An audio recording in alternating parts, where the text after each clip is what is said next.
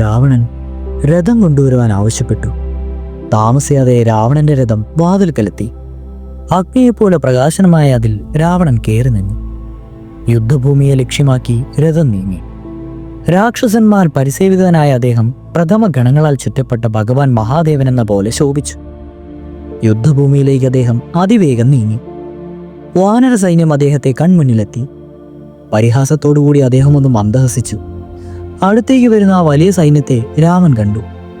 അദ്ദേഹം വിഭീഷണന്റെ നേരെ തിരിഞ്ഞ് ചോദിച്ചു, ഈ മഹാശക്തിമാനായ സൈന്യത്തെ നയിക്കുന്ന വീരൻ ആരാണ്?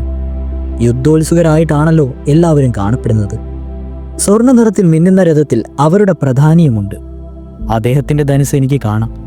അതൊരു പ്രബലമായ ധനുസാണെന്ന് മനസ്സിലാക്കാം. ആരാണ് അദ്ദേഹം എന്നറിയുവാൻ എനിക്ക് ഔത്സുല്യമുണ്ട്. വിഭീഷണൻ സൈന്യത്തിന്റെയും രഥത്തിന്റെയും നേരെ നോക്കി. അദ്ദേഹം പറഞ്ഞു, ഐരാവതം പോലെയുള്ള ആ ഗജത്തിന്മേലിരിക്കുന്നത് ഒരു മഹാപോരാളിയായ അകമ്പനനാണ്. സിംഹം കൊടിയാളയമായ രഥത്തിൽ കാണുന്നത് ഇന്ദ്രജിത്താണ്. ഞാണിന്റെ ശബ്ദത്താൽ ഭൂമി ഒട്ടാകെ വിറപ്പിച്ചുകൊണ്ടിരിക്കുന്ന മറ്റേ യോദ്ധാവ് അതികായനാണ്. രാവണന്റെ അരികിൽ നിറയിൽപ്പിച്ചിട്ടുള്ളത്. അദ്ദേഹത്തോടൊപ്പം തന്നെ കാണുന്നവൻ സർപ്പടയാളമായ കുംഭനെയാണ്. ഈ സൈന്യത്തിന്റെ നേതാവ് നികുംഭനാണ്. അവരുടെ കയ്യിൽ നരാന്തകനെയും കാണാം. അദ്ദേഹം രാവണനോടൊപ്പം ദേവാന്മാരോട് യുദ്ധം ചെയ്തപ്പോൾ പ്രദർശിപ്പിച്ച വീര്യത്തിന് കേൾവി കേട്ടവനാണ്. ചന്ദ്രനേക്കാൾ വെളുപ്പുള്ള ഒരു വെൺകാറ്റക്കുട നമ്മുടെ നേരെ നീങ്ങുന്നത് കാണുന്നില്ലേ? ആ കുടയുടെ കീഴിൽ രാവണൻ ഇരിക്കുന്നു, രാക്ഷസന്മാരുടെ നാഥൻ. ഭൂതഗണങ്ങളുടെ ചുറ്റപ്പെട്ട ഭഗവാൻ മഹാദേവനെ പോലെയാണ് അദ്ദേഹം. അദ്ദേഹത്തിന്റെ കുണ്ടലങ്ങളിൽ കിരീടവും നോക്കൂ. ശരീരഘടനയിൽ പ്രൗഢിയേറിയ വിന്ധ്യ ഹിമാലയങ്ങൾ പോലെ ഇരിക്കുന്ന അദ്ദേഹത്തെ കണ്ടില്ലേ നിങ്ങൾ? പണ്ട് ദേവന്മാരോടുള്ള യുദ്ധത്തിൽ അദ്ദേഹം ഇന്ദ്രനെയും യമനെയും പരാജയപ്പെടുത്തിയിട്ടുണ്ട്. അദ്ദേഹം മധ്യാഹ്ന സൂര്യനെ പോലെ ശോഭിക്കുന്നു. രാമൻ അദ്ദേഹത്തെ വളരെ നേരം നോക്കി നിന്നു. അദ്ദേഹം പറഞ്ഞു, രാക്ഷസ രാജന്മാരുടെ നാഥൻ കാണാൻ ശ്രേഷ്ഠൻ തന്നെ. എന്ത് തേജസ്! അദ്ദേഹത്തെ സൂര്യനെ പോലെ തന്നെ തോന്നുന്നു. വെറും കണ്ണോടെ നോക്കുവാൻ കഴിയുകയില്ല. ശക്തിയോടെയും പ്രഭാവത്തിന്റെയും വീര്യത്തിന്റെയും ഇരിപ്പിടം തന്നെയാണ് അദ്ദേഹം. എന്തു വീര്യം, എന്ത് ശൗര്യം, എന്ത് ശക്തി, എന്ത് കാന്തി! രാക്ഷസ രാജാവ് ഒരു മഹാവീരന് വേണ്ടതായ എല്ലാ ഗുണഗണങ്ങളാലും അനുഗ്രഹീതനാണ്.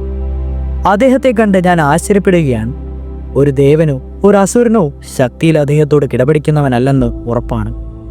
അദ്ദേഹത്തിന്റെ ഒപ്പമുള്ള യോദ്ധാക്കളും ധീരരും വീരരുമാണ്. അവർ ഒന്നാം തരം പോരാളികൾ തന്നെയാണെന്ന് തോന്നുന്നു. ഇവരുടെ ഇടയിൽ ശോഭിക്കുന്ന രാവണൻ സംഹാരദേവനായ യമൻ തന്നെ കിങ്കരന്മാരോടുകൂടി ഇരിക്കുന്നത് പോലെ വർത്തിക്കുന്നു. രാമന്റെ താമരക്കണ്ണുകൾ കടും ചുവപ്പായി മാറും. അദ്ദേഹം പറഞ്ഞു, അവൻ കവർന്നുകൊണ്ടുപോകുന്ന എൻ്റെ സീതയെപ്പറ്റി ചിന്തിക്കുമ്പോൾ അവനൊരു നികൃഷ്ടനും പാവിയുമാണെന്ന കാര്യം ഓർമ്മ വരുന്നു. അയാളിതാ എൻ്റെ മുമ്പിൽ വന്ന് പെട്ടിരിക്കുന്നു. അയാളോടുള്ള എൻ്റെ കോപം ഞാൻ പ്രകടമാക്കുകയായി. രാമൻ മൂർച്ചയുള്ള ഒരു അമ്പ് വില്ലിന്മേൽ ഉറപ്പിച്ച് കാത്തുനിന്നു.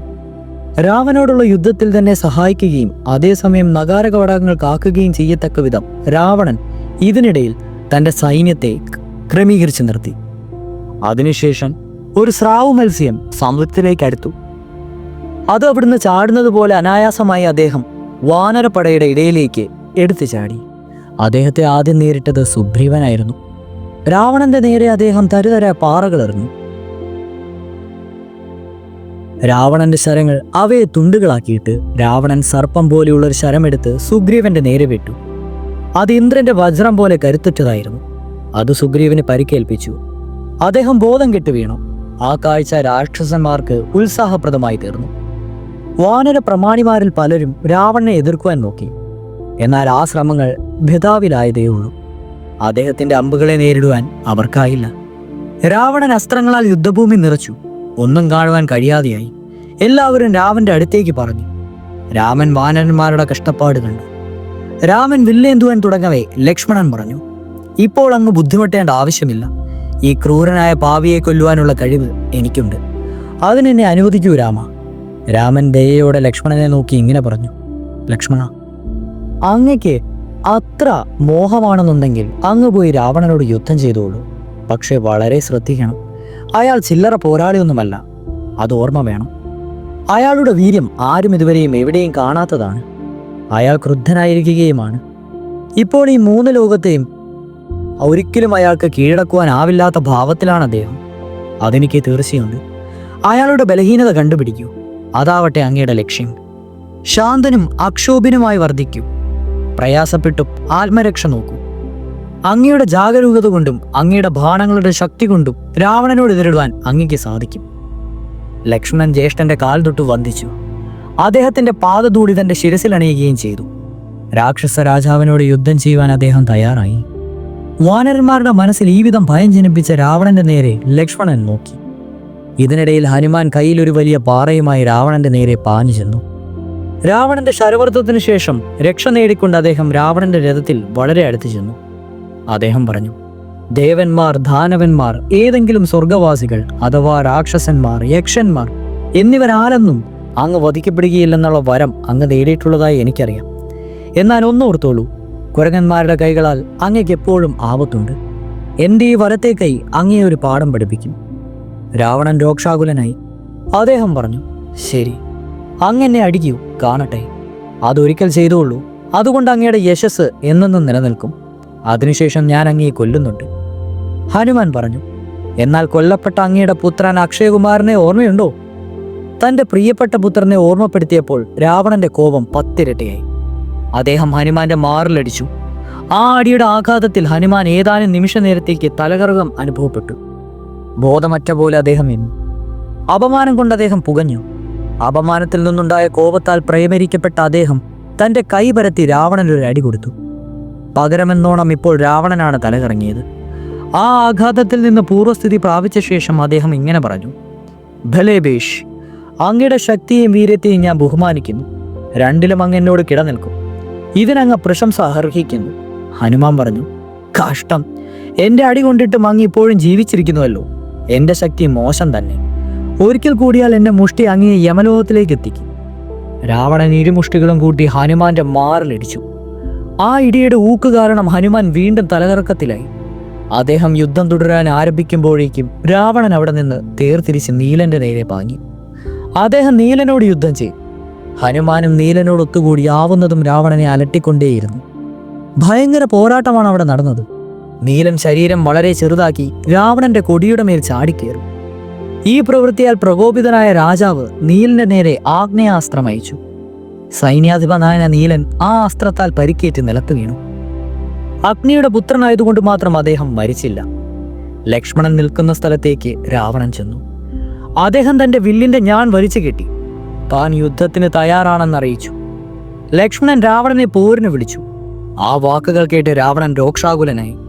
അദ്ദേഹം പറഞ്ഞു, അങ്ങന്റെ മുമ്പിൽ വന്ന് അഹങ്കാരവും നിൽക്കുന്നത് കണ്ടില്ലേ? പരമവിഡ്ഢി തന്നെയാണ് അദ്ദേഹം. എന്റെ പോരിന് വിളിക്കുവാനുള്ള അഹങ്കാരവും അങ്ങയ്ക്കുണ്ടായിരിക്കുന്നു. ഭാഗ്യം കൊണ്ട് അങ്ങന്റെ ദൃഷ്ടിയിൽപ്പെട്ടിരിക്കുന്നു. ഞാൻ അങ്ങയെ യമപുരിയിലേക്ക് എത്തിക്കുന്നുണ്ട്. അങ്ങയ്ക്കും അങ്ങയെപ്പോലുള്ളവർക്കും വേണ്ടി ആ വാതിൽ തുറന്നു വെച്ചിരിക്കുകയാണ്. അങ്ങ് വീമ്പിളക്കുന്നു.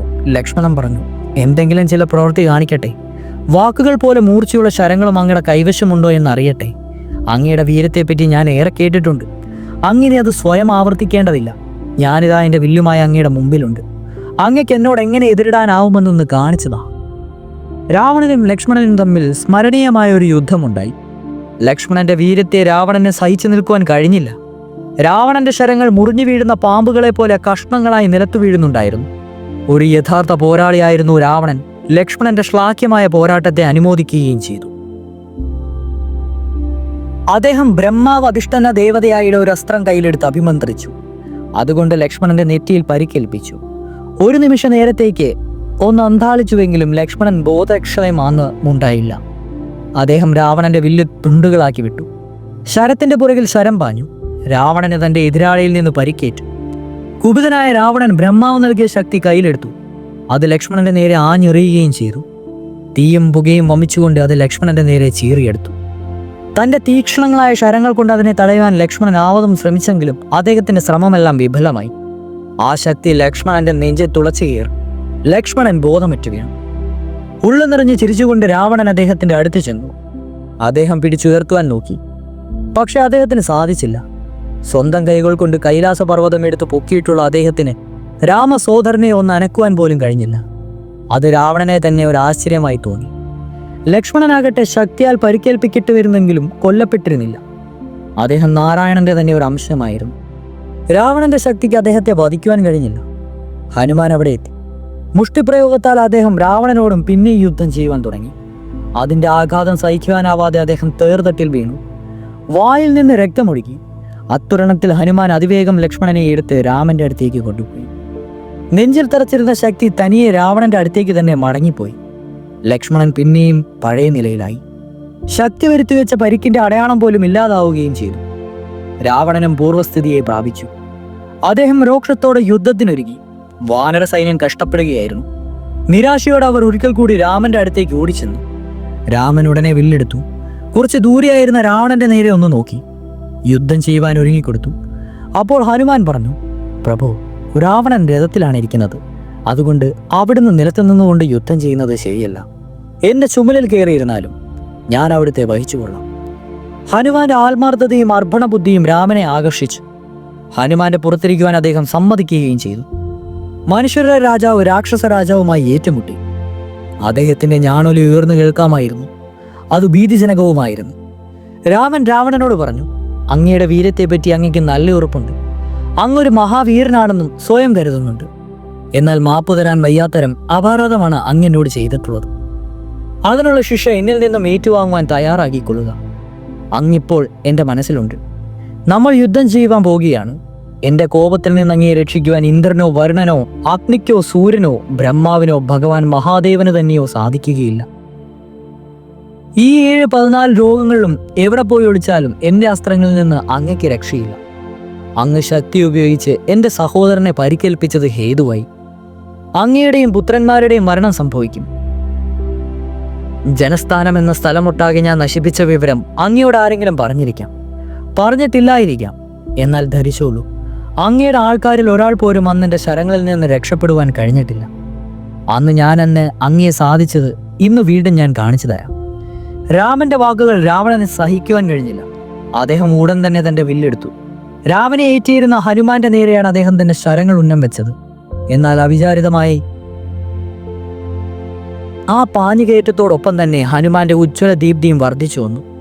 രാവണന്റെ പെരുമാറ്റത്തിൽ രാമനാവട്ടെ കഠിനമായി കോപമൊത്തിച്ചു. അദ്ദേഹം രാവണന്റെ രഥമുടച്ചു, കുതിരകളെ കൊന്നു, സാരഥിക്ക് സാരമായി പരിക്കേൽപ്പിച്ചു. വജ്രം പോലെയുള്ള ഒരു അസ്ത്രം രാവണന്റെ മാർവിടത്തിന് നേരെ വിട്ടു. ഇന്ദ്രന്റെ വജ്രായുധത്തിന്റെയും മുമ്പിൽ കൂസാതെ നിന്ന രാവണൻ രാമശരത്തിന്റെ ആഘാതത്താൽ ഇപ്പോൾ വിറവുകൊണ്ടിരിക്കുന്നു. അദ്ദേഹത്തിന്റെ വില്ല് കയ്യിൽ നിന്നും വീണു. അദ്ദേഹത്തിന്റെ കാലുകൾ ഇടറുന്നത് രാമൻ ശ്രദ്ധിച്ചു. ഉടൻ അർദ്ധചന്ദ്രാകൃതിയിലുള്ള മറ്റൊരു ശരമയച്ച് അദ്ദേഹം രാവണന്റെ സുവർണ കിരീടം തട്ടി താഴെയിട്ടു. കിരീടം മുറിഞ്ഞ് നാശമായി. രാമൻ രാക്ഷസ രാജാവിന്റെ നേരെ നോക്കി. വില്ല് നഷ്ടപ്പെട്ട് അന്തസ്സുമയങ്ങി തന്റെ കൈയാൽ അപമാനിതനായി നിൽക്കുന്ന രാവണനെ അദ്ദേഹം കണ്ടു. രാമൻ പറഞ്ഞു, മാപ്പു തരാൻ വയ്യാത്ത വിധം അങ്ങ് പ്രവർത്തിച്ചു. എൻ്റെ പല യോദ്ധാക്കളെയും അങ്ങ് ഉപദ്രവിച്ചു. എന്നിരുന്നാലും ഇപ്പോൾ അങ്ങ് ക്ഷീണിച്ച് പരവശനായിരിക്കുകയാൽ എൻ്റെ ശരങ്ങൾ കൊണ്ട് അങ്ങയെ വധിക്കുന്നതിൽ നിന്ന് ഞാൻ സംയമനം സ്വീകരിക്കുകയാണ്. ഞാൻ അങ്ങയെ ജീവിക്കുവാൻ അനുവദിച്ചിരിക്കുന്നു. ഇപ്പോൾ ഗ്രഹത്തിലേക്ക് പോയിക്കൊള്ളൂ. അങ്ങയുടെ ക്ഷീണിച്ച അംഗങ്ങൾ വിശ്രമം കൊടുക്കും. മറ്റൊരു രഥവും വില്ലുമായി മടങ്ങി വരൂ. ഹേ രാജാവേ, യുദ്ധം അങ്ങയെ വലിച്ചിരിക്കുന്നു. എൻ്റെ അനുവാദത്തോടെ അങ്ങിപ്പോൾ നഗരത്തിലേക്ക് മടങ്ങിപ്പോകൂ. വിശ്രമത്തിന് ശേഷം നവോന്മേഷത്തോടെ യുദ്ധത്തിന് തയ്യാറായി അങ്ങ് മടങ്ങി വരുമ്പോൾ എനിക്ക് എന്തു ചെയ്യുവാൻ കഴിയുമെന്ന് ഞാൻ അപ്പോൾ അങ്ങേക്ക് കാണിച്ചു തരാം. രാവണന്റെ വില്ലു മുറിഞ്ഞു. അദ്ദേഹത്തിന്റെ രഥവും സാരഥിയും കുതിരകളും നശിച്ചു കഴിഞ്ഞു. രാമന്റെ ഒറ്റ അമ്പിനാൽ അദ്ദേഹത്തിന്റെ സുപ്രസിദ്ധമായ സുവർണ കിരീടം തകർന്നു. രാമബാണങ്ങൾ അദ്ദേഹത്തിന് പരിക്കേൽപ്പിക്കുകയും ചെയ്തിരിക്കുന്നു. അദ്ദേഹത്തിന്റെ അഹങ്കാരം അങ്ങനെ അടിച്ചമർത്തപ്പെട്ടു. അദ്ദേഹത്തിന്റെ അത്യുത്സാഹം എങ്ങോ പോയി മറഞ്ഞു. തലയും താഴ്ത്തി അദ്ദേഹം ലങ്കയിലേക്ക് നടന്നു. ആകാശദേശത്തേക്ക് നോക്കി നിന്നിരുന്ന സ്വർഗവാസികൾ അത്യന്തം സന്തോഷിച്ചു. ഇനിയാണ് അനുജനായ കുംഭകർണന്റെ വരവ്. തുടരും.